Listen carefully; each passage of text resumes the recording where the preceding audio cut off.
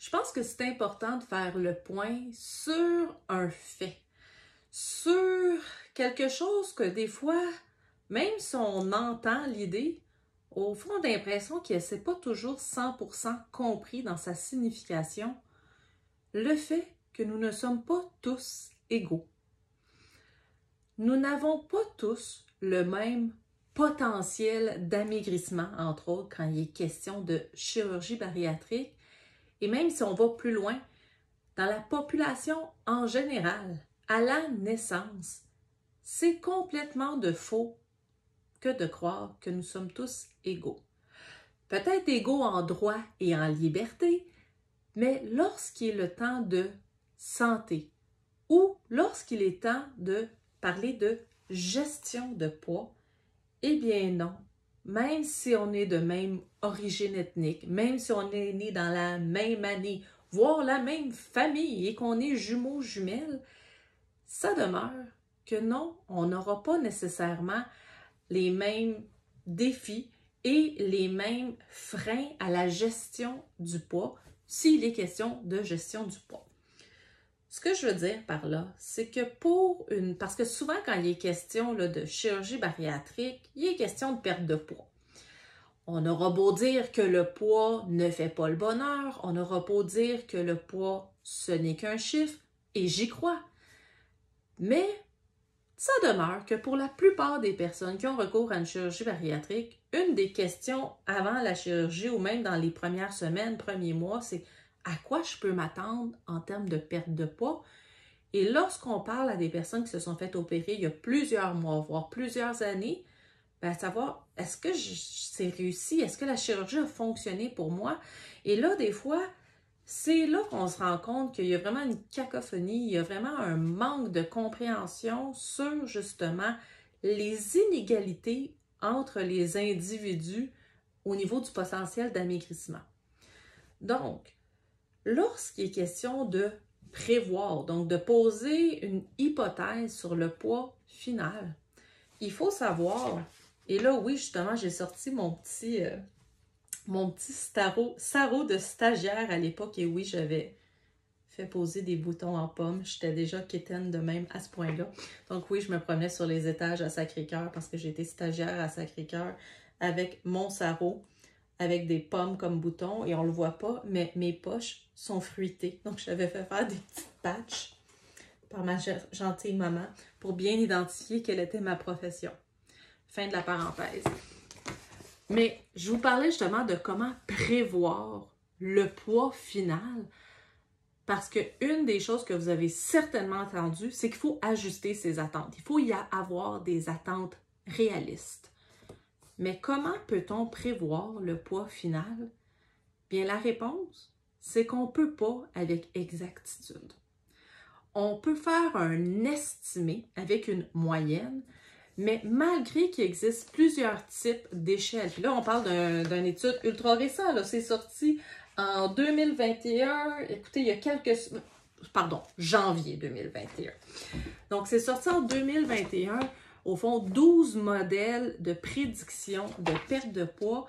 Et la conclusion, c'est qu'aucun de ces modèles-là a la précision nécessaire pour être pleinement utilisé. Par contre, oui, on utilise une moyenne pour les différents types de chirurgie bariatrique pour faire une estimation, mais vraiment une estimation au sens très large du terme. Premièrement, une moyenne, ce n'est pas une médiane. Oh, là, je vous ramène à vos termes de mathématiques. Donc, une moyenne, c'est on prend tous les résultats de tout le monde. On les additionne, puis on divise par le nombre de résultats qu'on avait. Donc, de façon générale, on perd 60% d'excès de poids avec une gastrectomie verticale, donc une sleeve. On perd 70% d'excès de poids avec un bypass, c'est-à-dire un roux incret. On perd 75% d'excès de poids avec une SADI et on perd 75% d'excès de poids, bien entendu, et non pas de poids, excès de poids. Et on perd 80% d'excès de poids avec une dérivation biliopancréatique. Ça ici, ce sont les moyennes. Ce que ça veut dire, c'est que ce n'est pas une médiane non plus. Une médiane, c'est lorsqu'on prendrait tous les résultats et qu'un après l'autre, on éliminerait d'une certaine façon les résultats jusqu'à se rendre au centre. Donc, ce n'est pas du tout la même interprétation qu'une moyenne. Si je reviens à la moyenne qu'on utilise pour calculer le chiffre éventuel, bien, ça veut dire qu'il y a certaines personnes qui perdent beaucoup plus. Si je prends l'exemple de la sleeve et donc du 60% auquel on peut s'attendre, certaines personnes vont perdre 105% de leur excès de poids, mais ça veut aussi dire que certaines personnes vont perdre 40% de leur excès de poids. Donc, sachant qu'il peut y avoir un étendue de valeur, ça remet un petit peu en perspective. Parce que c'est là que quand je commençais la vidéo en parlant du fait que nous ne sommes pas tous égaux en termes de potentiel de perte de poids, bien c'est important de le comprendre avant même de se lancer, au fond, dans le parcours de la chirurgie bariatrique, parce qu'il faut se poser, au fond, la question, pourquoi j'accepte de prendre le risque d'avoir recours à cette intervention chirurgicale-là? Parce qu'à quelque part, personne ne peut vous garantir une perte de poids avec précision. Comme je vous l'ai dit, c'est sûr que oui, il y a des pourcentages de moyenne. Oui, l'expérience du professionnel de la santé avec qui vous faites affaire peut entrer en ligne de compte dans l'évaluation du potentiel d'amaigrissement, donc le poids final. Mais en bout de ligne, pas même le chirurgien, pas l'équipe, pas la nutritionniste peut assurément vous dire le chiffre final. Ce que ça veut dire, c'est que ça ne veut pas dire qu'il ne faut pas discuter de la moyenne devrait vous amener vers quoi.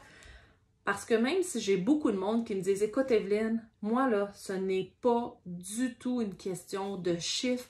Je veux être en santé, je veux être mieux, je veux être plus confortable dans mon corps. » Mais rapidement, après quelques semaines, quelques mois, « Ah, mais là, j'ai un plateau. Ah, je pensais que le poids n'était pas important. » Non, non, c'est pas important, mais je suis surprise, ça ralentisse.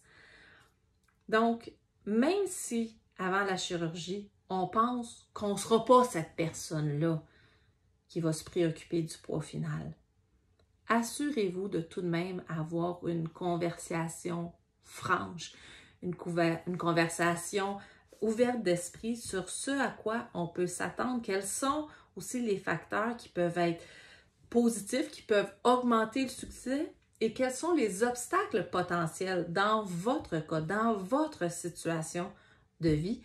Parce que oui, ça aussi, ça va avoir un impact très important. On le sait, c'est souvent la première année qui est charnière dans le processus. Pas que c'est impossible de faire quoi que ce soit après, mais on le sait que la fameuse lune de miel. Lune de miel où est-ce que même si on ne modifie pas nécessairement énormément nos comportements alimentaires, la perte de poids va être au rendez-vous. C'est souvent dans cette période-là que c'est le plus important d'aller travailler nos habitudes de vie, donc habitudes alimentaires, entre autres, habitudes d'activité physique, routine de sommeil, gestion du stress, gestion des émotions, parce qu'on est justement dans cette fameuse pierre angulaire-là où est-ce que malgré les défis organisationnels, malgré les défis psychologiques, il y a un sentiment de bien-être qui est associé à la perte de poids progressive. On le sait que par la suite, ça ne devient pas impossible, mais le défi est plus grand. Donc, pour tous ceux qui sont présentement en attente d'une chirurgie, je vous encourage fortement, comme je le mentionnais, à avoir une discussion sur à quoi peut-on s'attendre de façon générale en termes de perte de poids et quels sont les facteurs personnels qui influenceront votre résultat final.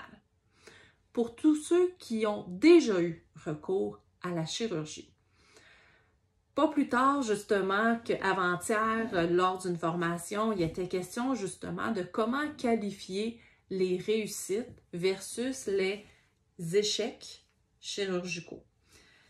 Et juste au niveau de la définition de l'échec chirurgical, et là, je mets beaucoup l'accent sur chirurgical, parce que ce n'est pas l'individu qui est en échec, mais bien l'intervention qui n'est pas efficace dans le cas de l'individu.